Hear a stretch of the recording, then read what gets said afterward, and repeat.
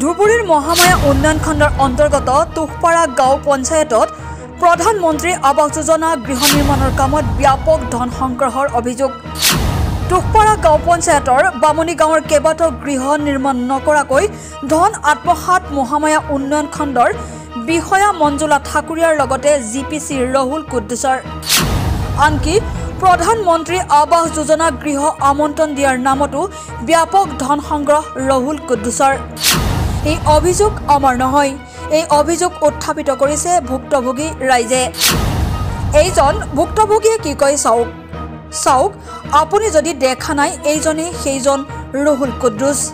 যি সময়ত অসম চৰকাৰে প্ৰধানমন্ত্ৰী আৱাস যোজনা গৃহ কেলেংকাৰী সন্দৰ্ভত টোল ফ্ৰী নম্বৰ পৰ্যন্ত ফ্ৰী কৰিছে, ঠিক সেই সময়তে ধুবুৰী জিলাৰ মহামায়া উন্নয়ন খণ্ডৰ অন্তৰ্গত তুহপাৰা গাঁও পঞ্চায়তৰ মুৰাবাৰী গাঁও আৰু বামুণী গাঁৱৰ বহুতো হিতাধিকাৰীৰ গৃহ নিৰ্মাণৰ কামত মহামায়া খণ্ড উন্নয়ন বিষয়া মঞ্জুলা ঠাকুৰীয়া আৰু গৰু গোহাঁই নমনা জিপিচি ৰাহুল কুদ্দুছৰ লগতে বৃহৎ অংকৰ কমিছনৰ মিতিৰালিৰে নানা ধৰণৰ অজুহাত দেখুৱাই বৃহৎ অংকৰ বিনিময়ত প্ৰধানমন্ত্ৰী আৱাস যোজনা গৃহ নিৰ্মাণৰ কৰাৰ নামত ব্যাপক পৰিমাণৰ ধন লুণ্ঠন কৰাৰ ভয়াৱহ অভিযোগ উত্থাপিত হৈছে।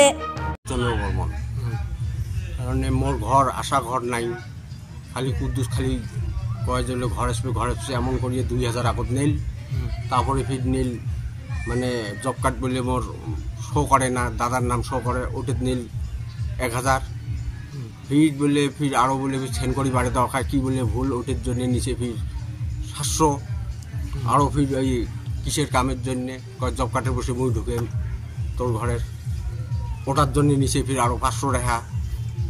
এলা যদি কম পয়সা নিবির সময় কয় যে বলে কাম হয়ে গেছে তো 3 দিনও তো ঘর আসবে, এলা ছাগলের খাসি বেছে পয়সা দিয়ে আসলুম বাড়ির দেয়া, এলাও ঘরে আসি আছে এলা ফির কয় কায় জান আল্লাহ জানে কি যে হবে তোর এটা অঙ্করি কয়। সেজন্য মুই আজকে এই যে থাকলো ডাকছ। কতটা আনছে মোট? কতটা আনছে মোট 4200 মতন বেঁচে বোধ হয় টোটালে। এলা মুই ঘর বাং নাই, এইটার জন্য মেলা টাকা নিল, এলা মুই উচিত বিচারটা চাং। ওটাই তো কথা, মুই কেন ঘর না পারলুম, টাকা দিলুম কে ঘর না পাইম।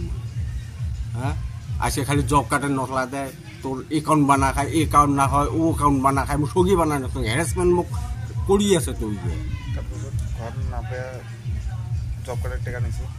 হ্যাঁ ঘর নাই দিতে গিয়ে জব কার্ডের বসে ঢুকেইবে, এমন ফাঁকি দিয়ে দিয়ে মরটাই পুষে নিছি।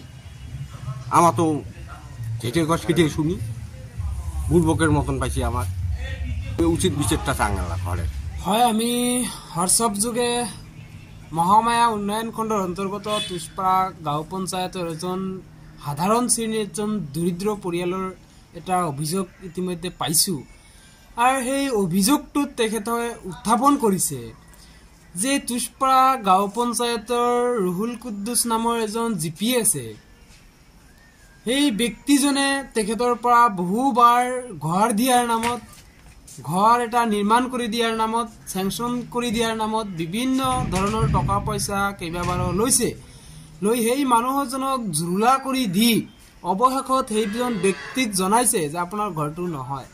এই যে এটা টকাৰ লেনদেনৰ এটা লণ্ডন ৰাজ, এইটো কেনেকৈ সেই ৰাহুল কুদ্দুছ নামৰ ব্যক্তিজনে সাহস পালে, সেয়া আমাৰ প্ৰশ্ন হয় এতিয়া যে সেই ব্যক্তিজনৰ লগত মহামায়া উন্নয়ন খণ্ডৰ যি খণ্ড উন্নয়ন বিষয়া, তেখেতে এই সন্দৰ্ভত তেখেতৰ লগত গোপন বুজাবুজি আছে নেকি?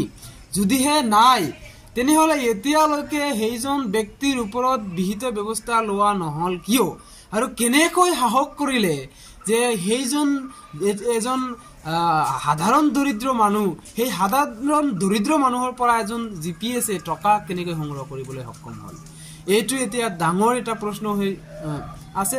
গতিকে আমি দাবী উত্থাপন কৰিছোঁ যে এই জিপিচি ৰাহুল কুদ্দুছ আৰু এই খণ্ড উন্নয়ন বিষয়া যিজন ব্যক্তি, এই ব্যক্তিৰ লগত কেনেধৰণৰ তেখেতৰ গোপন মিতালি আছে, ইয়াৰ ওপৰত এটা ইনভেষ্টিগেশ্যন হ'ব লাগে।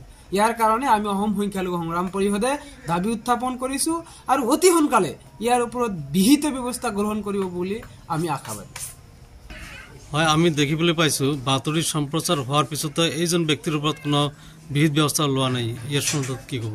এইটো আটাইতকৈ দুখৰ খবৰ বুলি ক'ব লাগিব, কাৰণ বাৰম্বাৰ এটা ব্যক্তিৰ ওপৰত বাতৰি সম্প্ৰচাৰ হোৱাৰ পিছতো সেইজন ব্যক্তিৰ ওপৰত এতিয়ালৈকে কোনো ধৰণৰ ব্যৱস্থা গ্ৰহণ কৰা নহ'ল। উপযুক্ত তথ্য দাঙি ধৰাৰ পিছতো সেইজন ব্যক্তিৰ ওপৰত কোনো ধৰণৰ বিহিত ব্যৱস্থা গ্ৰহণ কৰা নহ'ল। ইয়াৰ কাৰণটো কি? ইয়াৰ কাৰণ এইটোৱে নেকি যে যিজন ব্যক্তিয়ে ইয়াৰ ওপৰত বিহিত ব্যৱস্থা গ্ৰহণ কৰিব সেইজন ব্যক্তিও সেই অন্তৰ্গত তেখেতেও কিবা উলিগলি আছে নেকি? এয়া এটা ডাঙৰ প্ৰশ্ন। গতিকে আমি দাবী উত্থাপন কৰিছোঁ অতি সোনকালে ইয়াৰ ওপৰত বিহিত ব্যৱস্থা গ্ৰহণ কৰিব। আমাৰ হাতত টুকপাৰা গাঁও পঞ্চায়তৰ মুৰাবাৰী গাঁৱৰ প্ৰধানমন্ত্ৰী আৱাস যোজনা গৃহ নিৰ্মাণৰ নামত ব্যাপক কেলেংকাৰী সন্দৰ্ভত অসম সংখ্যালঘু সংগ্ৰাম সমিতিৰ লগতে ভুক্তভোগী ৰাইজৰ মন্তব্য আছে, সেয়া আমি শুনাই ল'ব বিচাৰিছোঁ। বিলাসীপাৰাৰ পৰা ৰাহুল দাসৰ ৰিপৰ্ট, অপৰূপা টিভি। প্ৰিয় দৰ্শক, আপোনাক অপৰূপা টিভিৰ তৰফৰ পৰা বিনম্ৰভাৱে অনুৰোধ কৰিছোঁ, এই চেনেলটো আপুনি ছাবস্ক্ৰাইব, শ্বেয়াৰ, ফলোইং, লাইক আৰু কমেণ্ট কৰি লগতে কাষতে থকা বেল আইকনটো ক্লিক কৰি আমাক আপুনি সহায় কৰে যেন।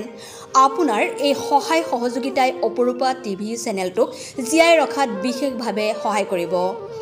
যদি আপুনি অপৰূপা টিভি চেনেলটোক ফেচবুক, ইউটিউব বা ইনষ্টাগ্ৰামত সদায় চাব বিচাৰে, তেন্তে আপুনি এতিয়াই চেনেলটো ফলোইং, ছাবস্ক্ৰাইব আৰু লাইক কৰি ওচৰতে থকা বেল আইকনটো বজাই দিয়ক আৰু অপৰূপা টিভিক সদায় উপভোগ কৰক। আপোনালোকৰ মৰম আৰু আশীৰ্বাদে অপৰূপা টিভিক আগুৱাই যোৱাত যথেষ্ট সহায় কৰিব। আমি সদায় প্ৰতিশ্ৰুতিবদ্ধ, ৰাইজৰ পক্ষত থাকি ৰাইজৰ হকে আৰু সমাজৰ উন্নতিৰ হকে কাম কৰি যাম। বিশেষ জানিব লগা থাকিলে প্ৰিন্স কাশ্যপ, পৰিচালন সঞ্চালক তথা মুখ্য সম্পাদক অপৰূপা টিভি, মোবাইল নাম্বাৰ 8135819868 নম্বৰত যোগাযোগ কৰিব পাৰিব। ধন্যবাদ।